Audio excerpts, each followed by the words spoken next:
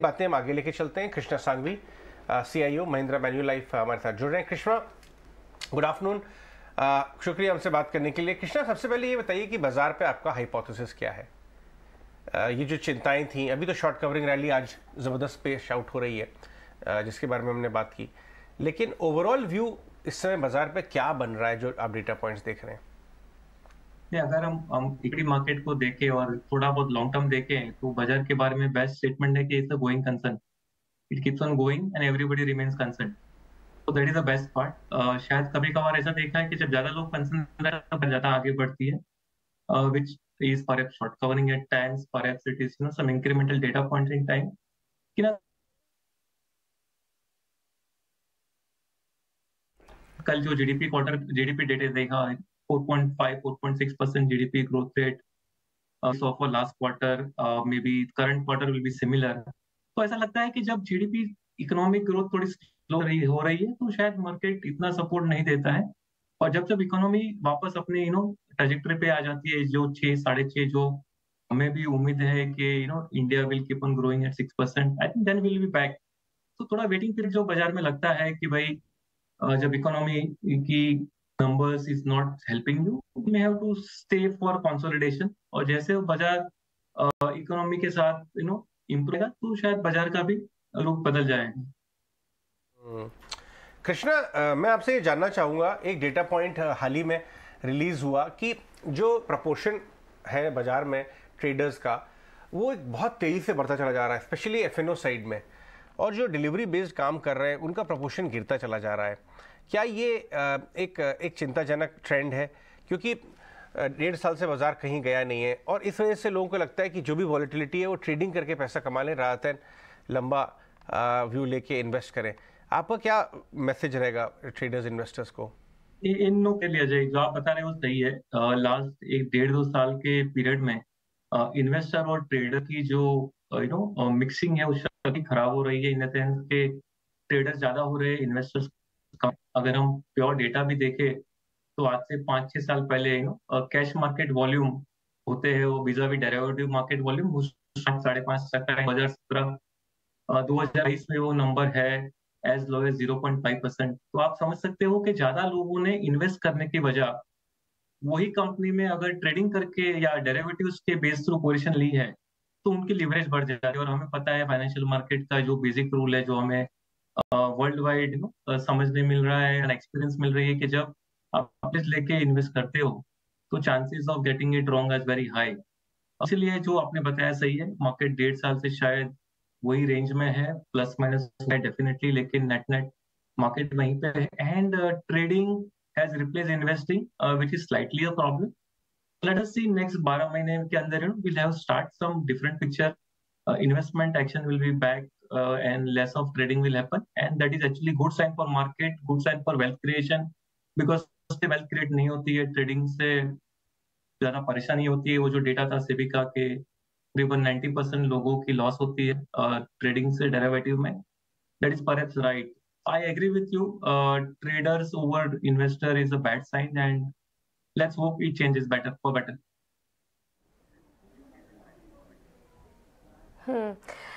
सही है कि चेंजेस बेटर के लिए आगे बढ़ते हुए दिखे और बाजार ग्रोथ की तरफ बढ़े, लेकिन इस वक्त इन्फ्लेशन का खतरा, क्योंकि हम कह रहे थे कि भारत की स्थिति बेहतर है, लेकिन क्या फिर से इन्फ्लेशन का खतरा मंडराएगा? क्योंकि ऑफ कोर्स हम देख रहे हैं प्री इलेक्शन ईयर में एक बार स्पेंडिंग भी बढ़ती हुई देखने को मिलेगी। कुछ हद तक अगर हम देखें इस वक्त जो सेंटिमेंट्स मिलकर आ रहे हैं, कल IMD की तरफ से एक बयान आया, उस बयान में ये था कि गर्मी जो है पिछले 122 साल का रिकॉर्ड तोड़ दिया है इसने, और ये सेंटिमेंट तो बुरा ही है। और पिछले 2 साल से इन्फ्लेशन की सिचुएशन हमने गर्माती हुई देखी भी है। अब गर्मी अगर और ज़्यादा बढ़ेगी तो कंजम्पशन प्रोडक्ट्स जो हैं वो और महंगे होते दिखेंगे, क्योंकि सूखा तो किसी भी इकोनॉमी के लिए अच्छा नहीं है। तो क्या इन्फ्लेशन का खतरा जिसे हम कम करने की कोशिश कर रहे थे, कुछ हद तक कामयाबी मिली थी, फिर से वो उभरता हुआ दिखेगा? यस, इन्फ्लेशन एक्चुअली आज की तारीख में वर्ल्ड वाइड फिनोमिना है। हम कोई भी कंट्री में देखें, whether it is US, Japan, European union, India, की इन्फ्लेशन हर जगह आई है।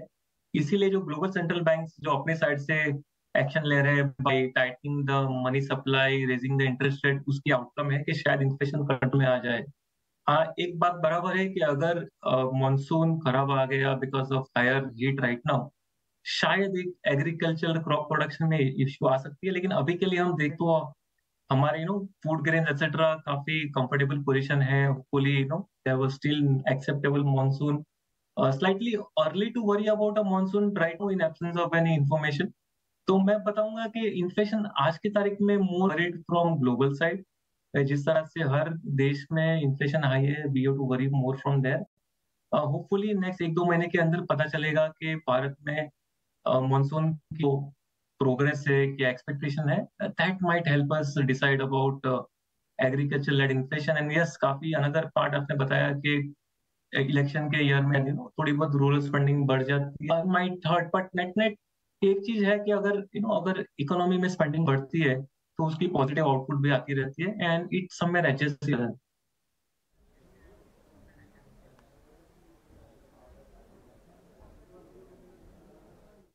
के चल रहे हैं। जब बाजार में थोड़ा डाउनसाइड रिस्क है, अगर रेट्स वाकई में बाहर थोड़े बढ़े रहते हैं तो हमारे यहाँ भी बढ़े रहेंगे। तो आप पोर्टफोलियो में कौन से एरियाज पे अपनी नज़र गड़ा के बैठे हैं जहाँ पे अगर आपको नीचे प्राइसेस मिलते हैं यहाँ से तो आपको कंफर्ट आएगा ऐड करने में पोजीशंस? तो आज जो बाजार की जो रुख है उसके हिसाब से हमें देखना चाहिए कि जब इकोनॉमी स्टेबिलिटी हम देख रहे हैं तो उसकी कौन सी कॉर्पोरेट पे कंफर्ट जोन ज्यादा है। तो there are some earning resilience companies, perhaps they are better placed.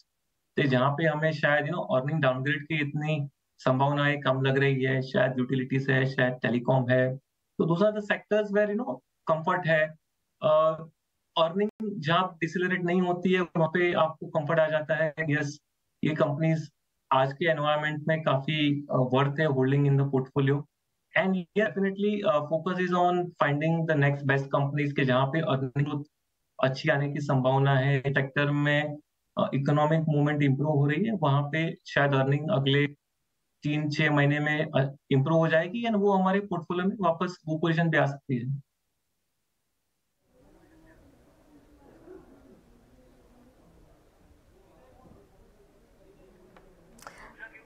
बिल्कुल, तो अर्निंग जहां अच्छी आ सकती है उन सेक्टर्स पर आप नज़र रख सकते हैं।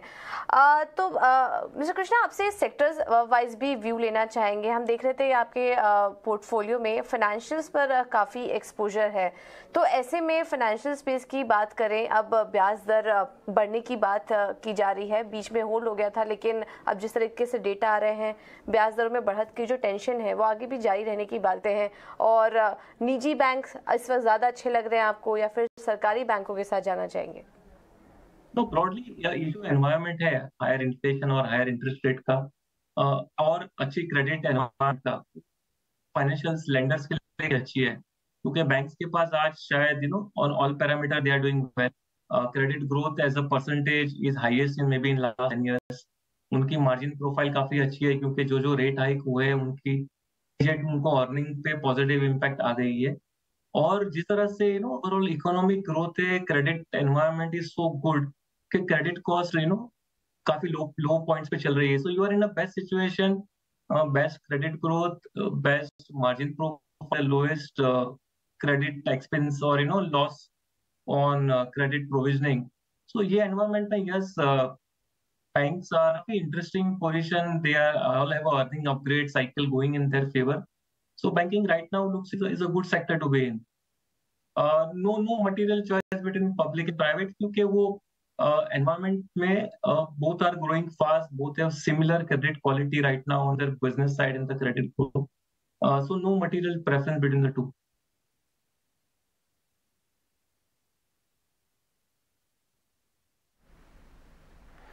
और कृष्णा, बहुत बहुत शुक्रिया आज हमसे बात करने के लिए शो पे और मार्केट में अपने व्यूज़ शेयर करने के लिए। कृष्णा सांघवी, महिंद्रा मैन्युलाइफ के CIO। लेकिन आगे